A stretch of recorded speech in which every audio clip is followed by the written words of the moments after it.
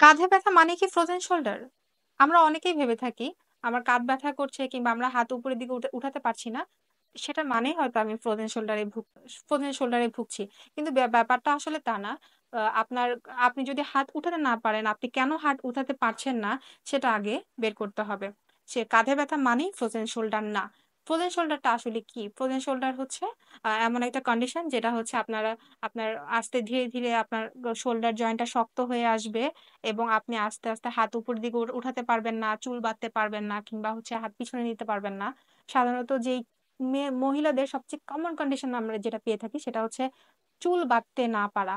আপনি যদি চুল বাঁধতে না পারেন তাহলে আপনি ফ্রোজেন শোল্ডারে ভুগছেন নাকি আপনার অন্য কোনো কন্ডিশনে ভুগছেন সেটা আগে বের করতে হবে। আর ফ্রোজেন শোল্ডার হলে কিংবা ঘাড় ব্যথার যেকোনো কন্ডিশনেই কিংবা মাস্কুলোস্কেলেটাল রিলেটেড যেকোনো কন্ডিশনে ফিজিওথেরাপি হচ্ছে আপনার জন্য বেস্ট একটা অপশন।